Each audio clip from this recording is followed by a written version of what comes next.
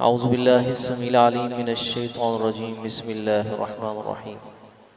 अब ये बात मिस्र की शुरफा के घरों में ये बात फैल गई और उनके ख़ानदान के अंदर ये बात जो है वो सिरायत कर गई।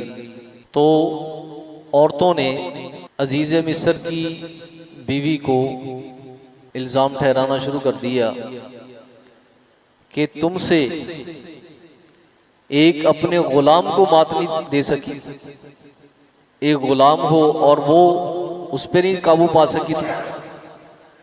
तो इससे पता ही चलता है कि उस वक़्त जो शुरफा थी उनकी अज़वाज और ख़वातीन के अंदर जो ना उनका कल्चर क्या था और उनका रवैया क्या था। कुरान मजीद ने जो जिक्र किया इसके बारे में मुफस्सिरीन की दो राय हैं।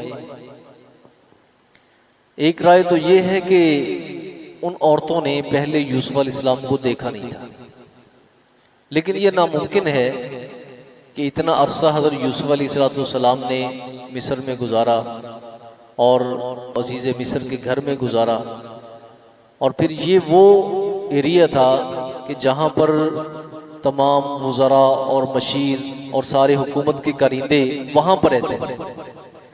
ये नामुमकिन है क्योंकि अजीज़ मिस्र ने इनको अपना बेटा बनाया हुआ था, तो इनकी जान पहचान तो सबके यहाँ थी, जान पहचान तो सबके यहाँ थी।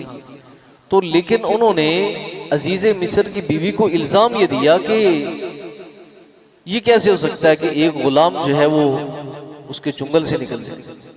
तो उसने क्या किया, उसने एक दावत का एहतमाम किया, उसमें तमाम उन शुरफा की अज़वाज को और औरतों को बुलाया, बुलाकर उनके सामने कहा कि ये तुम देख लो और तुम अपने होश व हवास न खो बैठी तो मेरा नाम नहीं। इसलिए हदीस मुबारक में आता है, सही मुस्लिम की रिवायत है कि अल्लाह ताला ने हज़रत यूसुफ अलैहिस्सलाम को निसफ हुस्न दिया था। अल्लाहु अकबर। और फिर अल्लाह ताला ने उनकी कैसी हिफाज़त फरमाई। और दूसरी राय ये है कि उन्होंने अपना तमाम तर जोर लगाया, हज़रत यूसुफ अलैहिस्सलाम को अपने जाल में फंसाने के लिए मुकम्मल जोर लगाया। आखिरकार खुदकशी की धमकी दे दी, खुदकशी की धमकी दे दी। और जिसमें उन्होंने एक तो ना कि बेखुदी में उन्होंने अपने हाथ काट दिए हों, पता ही ना चला हो, जैसे हुस्न को देखकर जो ना बिल्कुल हवास खो बैठी, और ये नहीं पता कि छुरियाँ जो ना वो फलों पे चल रही हैं या हाथ पे चल रही हैं। और एक राय है कि उन्होंने यानी यूसुफ अलैहिस्सलाम को ब्लैकमेल करने के लिए और अपनी खुदकशी की धमकी देते हुए कहा कि नहीं मानोगे तो हम अपने आप को कत्ल कर देंगे। तो अल्लाह ताला फरमाते हैं वक़ाल निस्वतुन फिल मदीना, और कहा औरतों ने मदीना में, यानी औरतों ने चर्चा किया, इमराअतुल अजीज, अजीज की बीवी ने, तुराविदु फताहा, उसने फिसलाना चाहा है अपने गुलाम को, उसने फिसलाया है अपने गुलाम को, अन नफ्सिही, उनके नफ्स के बारे में, यानी उनका दिल जीतने में और जो ना वो उनको अपने जुंगल में बंसाने में उन्होंने जो ना उनको फिसलाया है।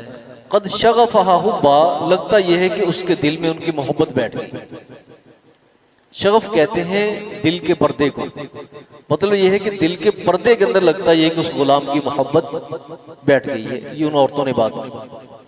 साथ ही कहने लगी इन्ना लनराहा फी ज़लालिम मुबीन, यकीनन हम देखती हैं उसको, यानी अजीज़ मिस्र की बीवी को, फी ज़लालिम मुबीन, वो तो सरी गलती पर है, यानी अपने वो इख्तियारात क्यों नहीं इस्तेमाल करती, अपने इख्तियारात क्यों नहीं इस्तेमाल करती, हम उसे देखती हैं कि वो सरी और वाज़ेह गलती पर है। फलम्मा समियत बिमक्रिहिन्ना, बस जब सुना अजीज़ मिस्र की बीवी ने उन औरतों के फरेब को, उन औरतों के फरेब को सुना, तो अरसलत इलैहिन्ना, तो उनके यहाँ बुलावा भेज दिया, उनके यहाँ बुलावा भेज दिया। वआतदत लहुन्ना मुत्तका, और उनके लिए एक मजलिस तैयार की, और मुत्तका ये अरबों के कल्चर के मुताबिक आज भी अरबों का कल्चर है कि ये ज़मीन पर सिटिंग करते हैं, ज़मीन पर बैठते हैं। एक नीचे जना वो कालीन बिछाकर फिर गाँव तकिए लगा दी जाते हैं, ठीक है, और टेक लगाकर बैठना ज़मीन पर। और अरबों का आज भी ये कल्चर है, और मिस्र के अंदर तो ख़ास तौर पे है ये वाला कल्चर, आज भी मौजूद है कि वहाँ के लोग जो ना वो ज़मीन पर बैठते हैं। तो उनके लिए एक मजलिस मुरतब की, व आतत कुल्ल वाहिदतिन मिनहुन्न सिकीना, और उनमें से हर एक को एक छुरी थमा दी, यानी फल भी रख दिए और खाना भी रख दिया और उनको छुरी पकड़ा दी, ठीक है।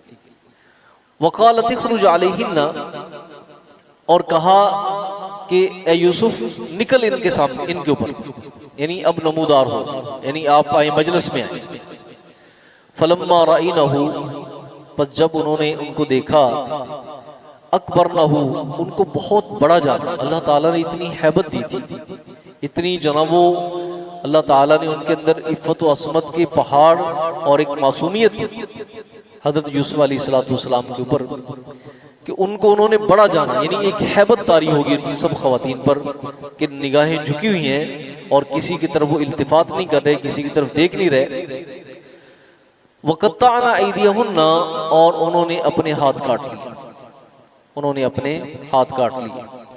ये आखिरी ऑप्शन होता है किसी को ज़ेर करने के लिए, नहीं मानोगे तो हम क्या करेंगे, अपने हाथ काट लेंगे। अक्सर मुफस्सिरीन ने ये राय दी है कि ये उनका हाथ काटना ये बेखुदी में नहीं था, बल्कि उनको ज़ेर करने के लिए, नहीं तो हम सब क्या कर लेंगे, अपनी जान दे देंगे।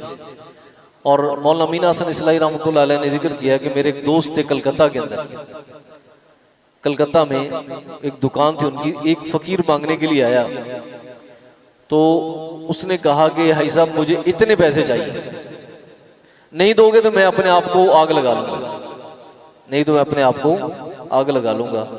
तो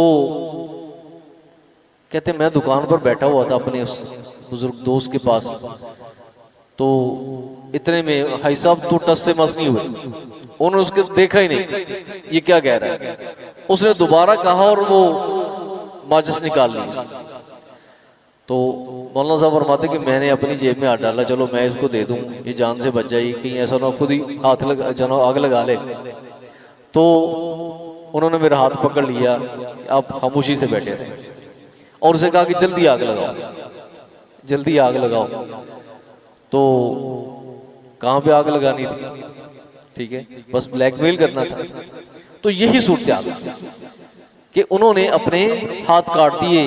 वकुल्ना हाशा लिल्लाह, और कहने लगी हाशा लिल्लाह, ये कलमा है कि जब किसी के पुख्ता इरादे को देख लिया जाए कि ये तो इस कदर अपने आप को बचाने वाले और हमारी तरफ निगाहें उठाने वाले नहीं हैं, तो सुभान अल्लाह, अल्लाह की पनाह, ठीक है, यानी ऐसे कलिमात उनकी जुबान से निकले।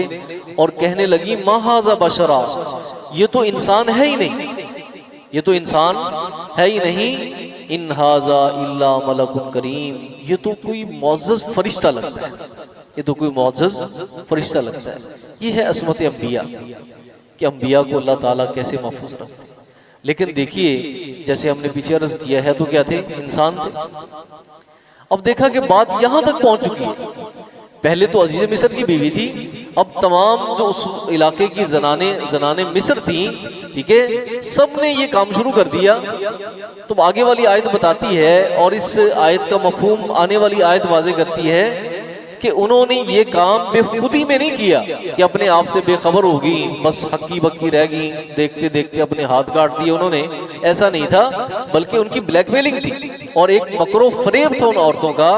आगे वाली आयत जो ना इस बात की वजाहत करती है कि यूसुफ अलैहिस्सलाम जो ना वो पहले से कहीं ज्यादा डर गए, पहले से कहीं ज्यादा डर गए, और जो ना वो अल्लाह से फिर दुआ की कि मालिक मुझे तो एक ही रास्ता महसूस होता है कि मुझे जेल भेज दिया जाए, मैं यहाँ से किनारा कश हो जाऊँ, या तो इनके मकरो फरेब को मुझसे फेर ले, कहीं ऐसा ना हो कि मैं भी इनकी तरफ माइल हो जाऊँ। और रब्बी सिजनु अहब्बु इलैया, मालिक अब तो ऐसे लगता है कि जेल मेरे लिए क्या है, वो महफूज तरीन जगह है, ठीक है। तो जनों ज़नाने मिस्र ने जब ये देखा तो उन्होंने दिल से इतराफ़ किया, ये क्या है, ये तो मुअज़्ज़ज़ फरिश्ता लगते हैं, ये कोई इंसान नहीं है। तो आगे उसके बाद अजीज़ मिस्र की बीवी के क्या उसके ऊपर तबसरा था, इंशाअल्लाह कल पढ़ेंगे। सुब्हानकल्लाह व बिहम्दिक, अशहदु अल्ला इलाहा इल्ला अंत।